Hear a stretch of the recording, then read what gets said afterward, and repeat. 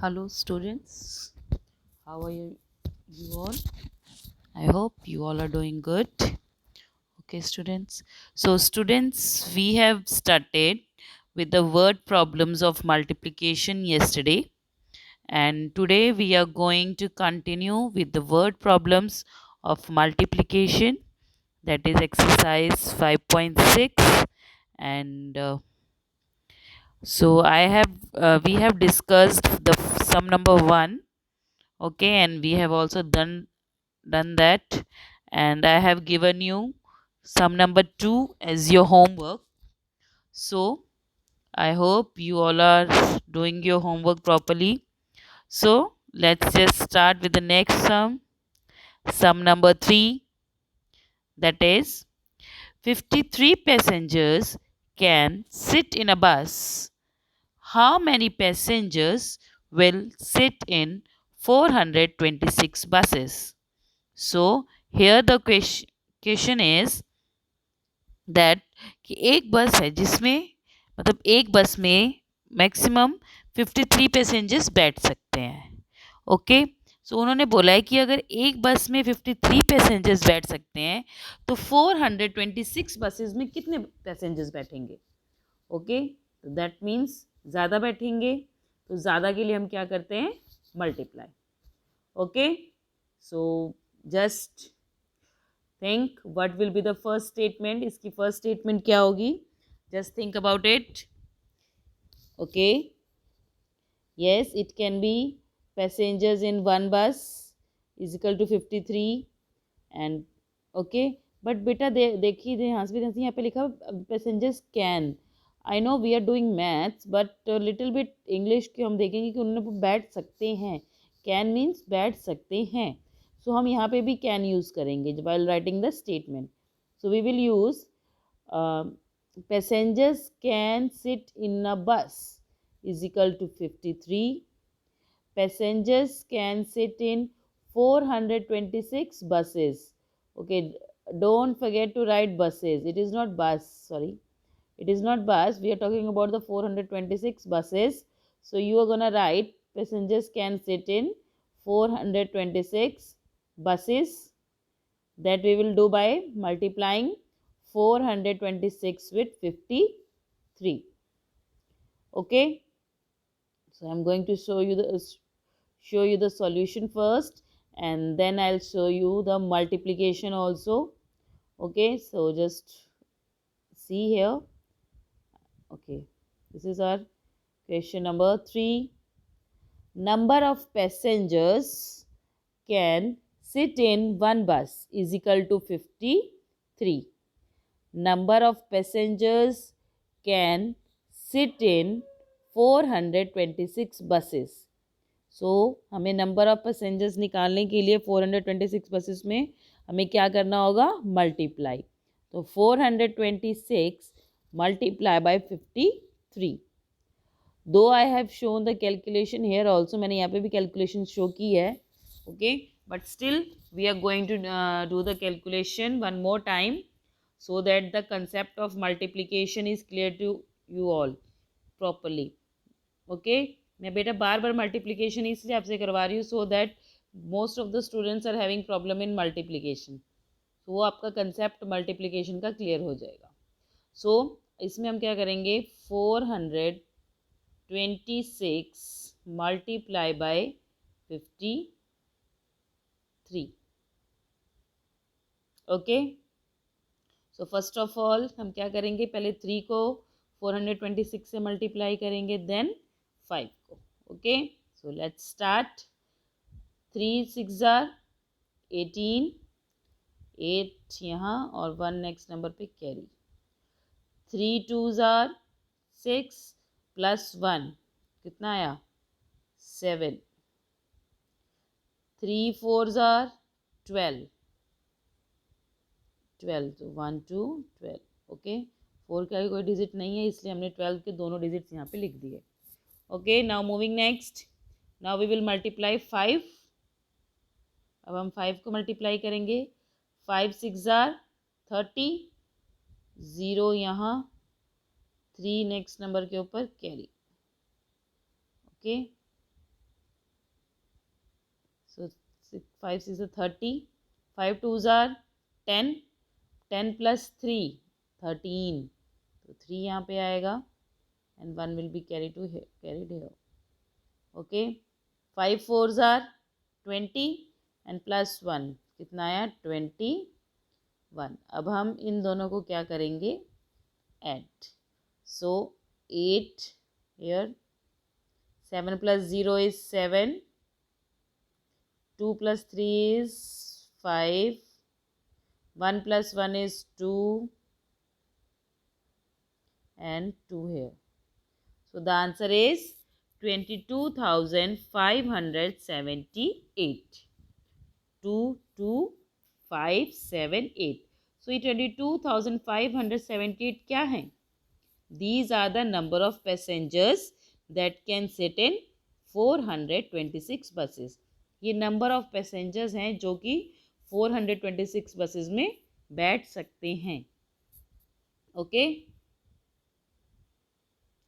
So here it is.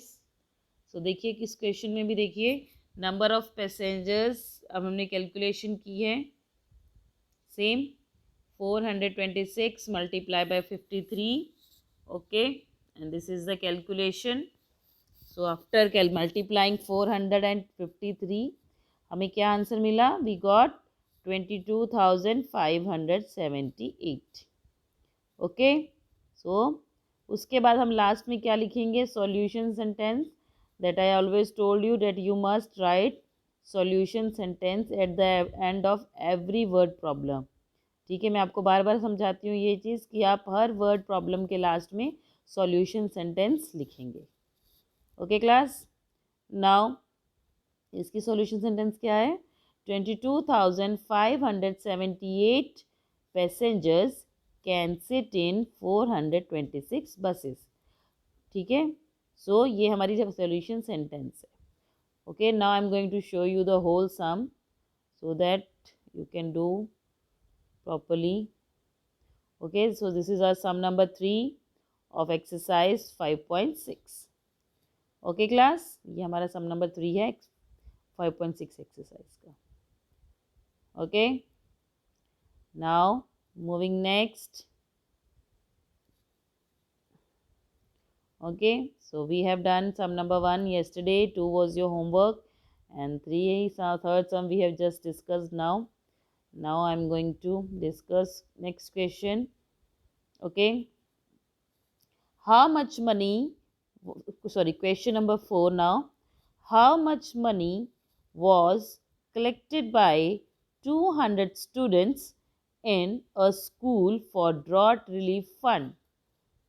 Okay, if each student collected rupees 412. Okay, so इसमें question क्या है हमारा?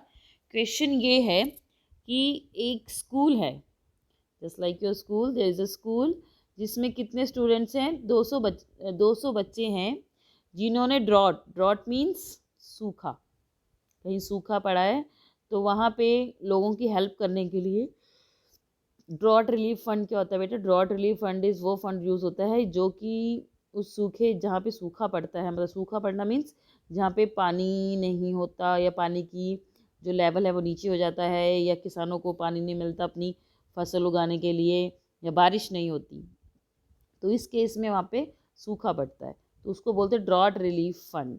ठीक है. तो जो एक स्कूल है वहाँ पे 200 स्टूडेंट्स हैं, उन्होंने ड्रॉट रिलीफ फंड इकट्ठा किया है. ठीक है. फंड मतलब पैसा इकट्ठा किया है. ठीक है, एक तरह से दान.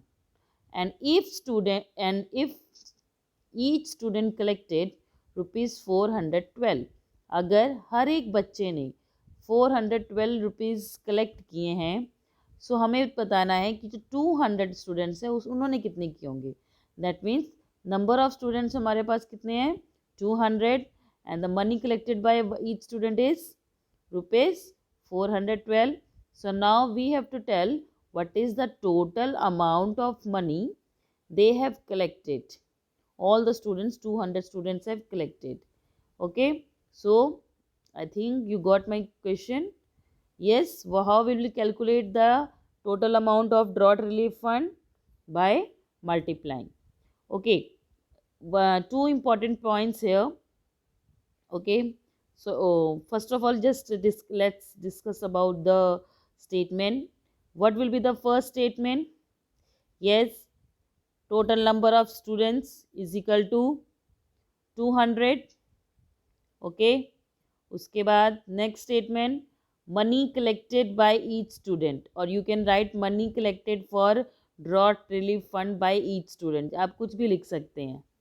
Okay, money collected by each student for fund is equal to rupees 412. Okay, okay, so two statements are here. Already हमने दो स्टेटमेंट लिख ली. First, total number of students is equal to 200. Money collected by each student for fund is equal to rupees 412. now अब हमें क्या बताना है? Total money collected. Total money collected by 200 students, या सिंपल लिख लीजिए total money collected. Okay, by 200 students, I think that will be more impressive. So just write total money collected by 200 students is equal to 400 rupees 412 multiply by 200. Okay, अब देखिए बेटा, इसमें आपको मैं solution दिखा के इसको समझाती हूँ. Okay, so now this is the solution. देखिए, first statement, money collected by each student is equal to rupees 412. Total number of students is equal to 200. Total money collected. Total money collected के लिए हमने क्या किया है? 200 multiply by 412. सो यही मुझे आपको दिखाना था. Okay, I am just going to tell you with the help of calculation. Then I think so. First of all, just write these three statements. Okay, of this sum, money collected by each student, total number of students, total money collected. Okay, so ये पहले ये तीन statements हैं हमारी. उसके बाद में multiplication में आपको बताना है जो मुझे इम्पोर्टेंट लगा. देखिए, सो हेयर द स्टेटमेंट हमारे पास क्या है? हमें 412 और 200 को मल्टीप्लाई करना है. That we have to multiply 412 and 200. okay, I hope you if you remember कि हमने फॉर हंड्रेड्स 200 है ना, 100 के लिए मल्टीप्लिकेशन मेथड किया था, multiply by hundreds. So only we will follow that method in this sum for multiplying. Okay, so just let me get rid of this. So 412 multiply by 200. So in this sum, multiplier and the multiplicand both are of 3 digit. इस सम में जो हमारा multiplier है और जो हमारा multiplicand है, दोनों 3 डिजिट्स के हैं. बट इम्पॉर्टेंट चीज़ is this, the important thing is here is this, कि जो हमारा मल्टीप्लायर है, it is having 2 zeros at the last. So we are going to take these 2 zeros and put it in our answer like this. I mean दोनों zeros को वहाँ से उठाएंगे और यहाँ पे लिख देंगे. नाउ अब इन दो ज़ीरोज़ को हम किसी भी कैलकुलेशन में मल्टीप्लिकेशन की यूज़ नहीं करेंगे. ओके, आपको ऐसे सर्कल नहीं करना है, ये तो मैंने सिर्फ आपको समझाने के लिए किया था. Okay, just you have to do it like this only. Okay, that means these 2 zeros are now we have use. अब ये 2 zeros हमने कैलकुलेशन में यूज़ कर ली हैं. Now we are having only 2 left. 2 is left है. अब इस 2 को ही हमने सिर्फ यूज़ करना है for multiplying. Okay, so let's start. 2 2s are 4, 2 1s are 2, 2 4s are 8. So the answer is 82,400. ये क्या है? हमारे रुपीज़. ये टोटल जो अमाउंट है जो कि बच्चों ने मिलके कलेक्ट की है for the drought relief fund. Okay, so this is how we are going to do the calculation of this sum number 4 of exercise 5.6. okay, so let's just get back to the solution. So after writing these 3 statements, हम इसको जो solve करेंगे वो हम ऐसे करेंगे. 412 multiply by 200. Okay, सबसे पहले दोनों ज़ीरोज़ लिख दी. Now we will multiply 2 with 412 starting from the right hand side. 2 2s are 4, 2 1s are 2, 2 4s are 8. Okay, ये दो ज़ीरो से हम ऑलरेडी लिख चुके थे. So the answer is 82,400. And this 82,000, what is it? This is the money. That means we have to put rupee sign here. जो 82,400 है वो हमारा पैसा है. हमारा नहीं, सॉरी, जो स्टूडेंट्स ने पैसा कलेक्ट किया है वो है. सो दैट मीन्स इसके आगे हम कौन सा साइन लगाएंगे? Rupee sign. Okay, don't forget to write the rupee sign wherever it is required, because अगर आप रुपी का साइन नहीं लगाएंगे तो दैट मीन्स आपने रुपी की यूनिट नहीं लगाई है and your marks will be deducted. Okay, clear? So just keep in mind wherever it is needed you must write the rupee sign or put the rupee sign. Okay, so at last we will write the solution sentence as we always do in the word problem. So the solution sentence में क्या लिखेंगे? Therefore, with the 3 dots, total money collected by students for drought relief fund is rupees 82,400.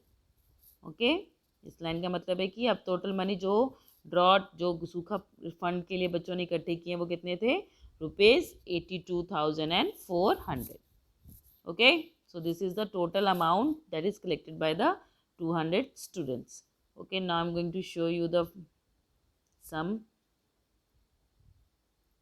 Okay, so this is our sum number 4 of exercise.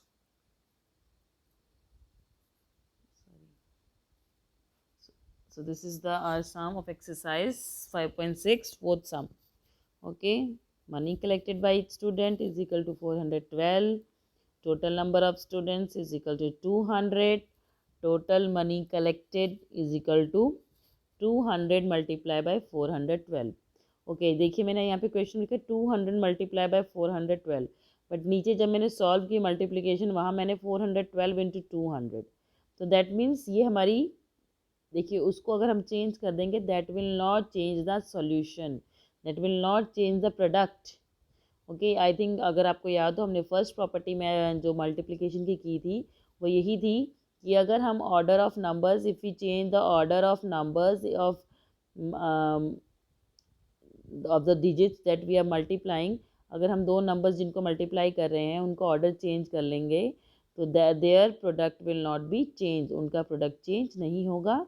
Okay, same अगर 412 into 200 की जगह मैं 200 into 412 लिखती, that is also correct. Okay, so this is our sum number 4 of exercise 5.6. Okay, just do it from here neatly. Okay, now moving next question number 5.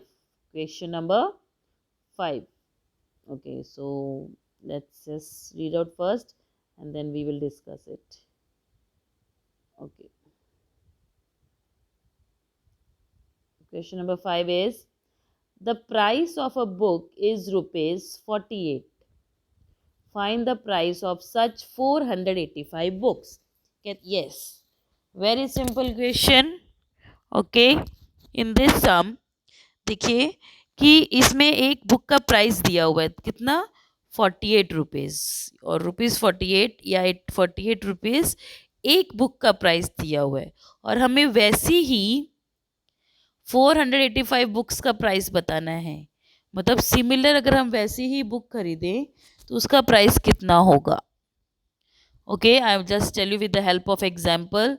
Okay, suppose आपने एक book खरीदी. Okay, I will show you again with the, suppose आपने एक book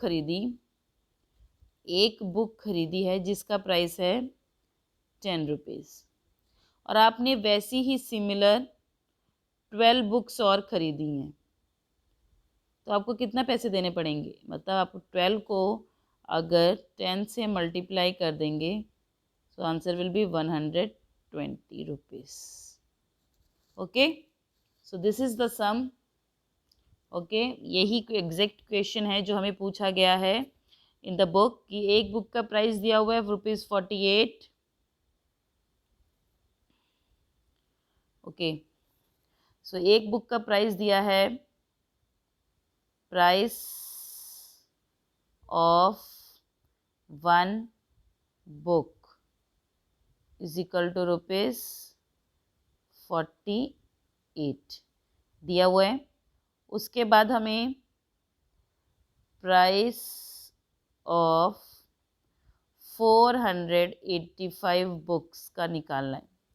okay, हमें 485 ऐसी ही similar books हैं। इसमें यहाँ पे सच बुक्स लिखने की ज़रूरत नहीं है, ठीक है। आप just write down the 485 books. Okay, तो इसके लिए हम क्या करेंगे, is equal to 485 multiply by 48।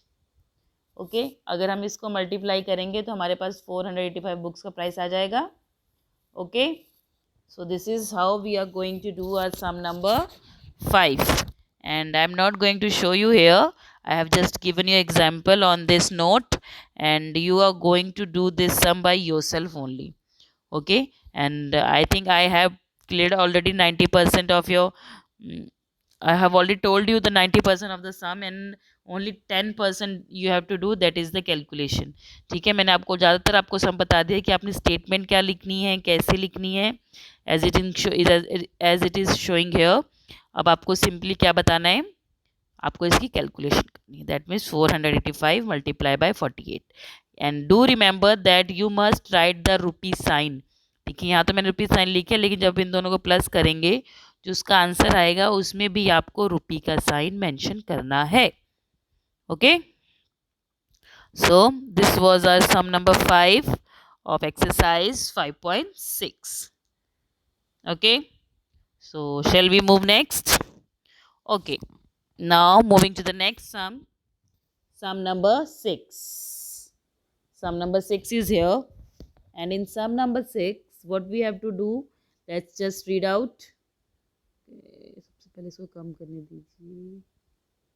Okay beta, if the question is not clear, just take your book along with you, और जो मैं बोल रही हूँ उसको सुनते जाइए और समझते जाइए।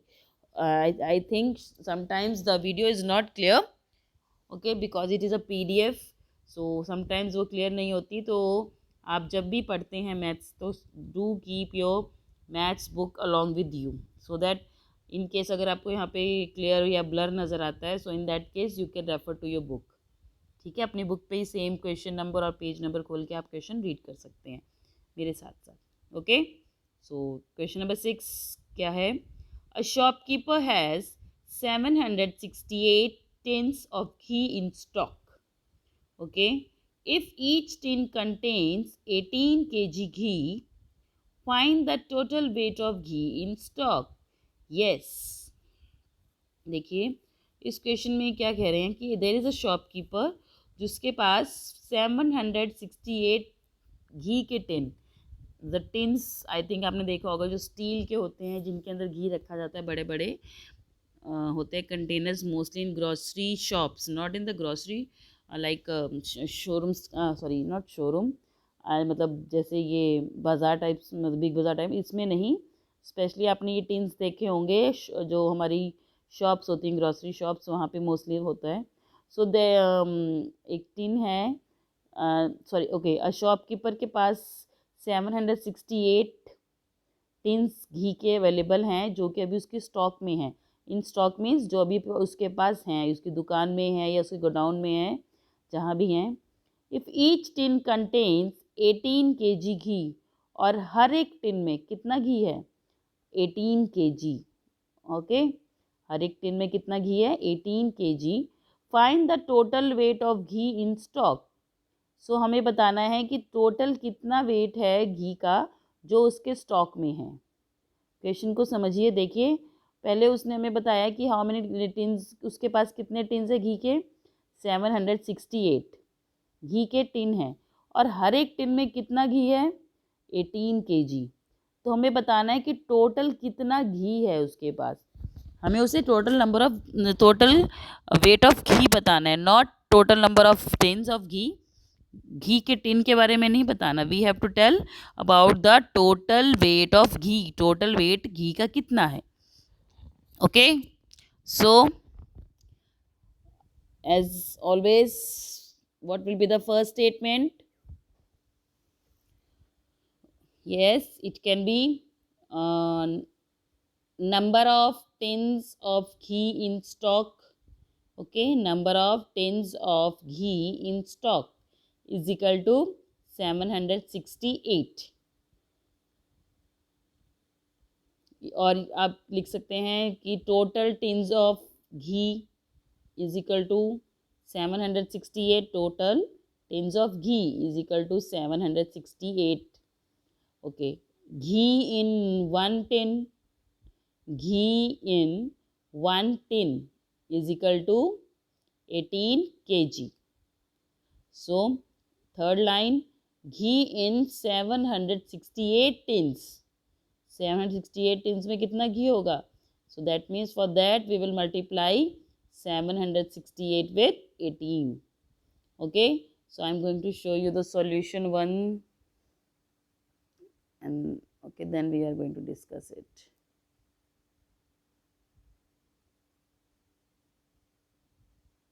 Sorry beta, this is question number 6, not 12. वो I think पिछला पेज शायद while I was clicking the photograph शायद वो पेज उड़ गया, तो उसमें क्वेश्चन नंबर 12 नज़र आ रहा है, but it is question number 6. Okay, so first statement देखिए, total tins of ghee is equal to 768. Ghee in each tin, एक टिन में कितना घी है, is equal to 18 kg. Total weight of ghee in 768 tins, तो 768 टिन्स में घी टोटल कितना है, that we will calculate by multiplying 768 with 18. Okay, so just let's start with the calculation. 768 multiplied by 18, 700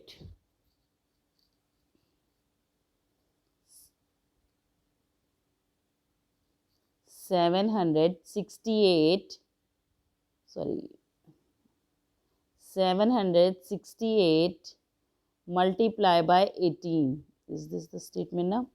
This was the only statement now? Yes, this was the statement. Okay, 768 को हम 18 से multiply करेंगे. So let's start again. पहले 8 को 768 से multiply करेंगे starting from the right hand side. Then हम 1 को मल्टीप्लाई करेंगे 768 से starting from the right hand side. So let's start. Firstly, we will multiply with 8. 8 8s are 64. 4 यहाँ, 6 carried. 8 6 are 48. 48 plus 6. 48 plus 6 is 54. 4 यहाँ, 5 here. Okay. Sorry. Next, 8 multiplied by 7.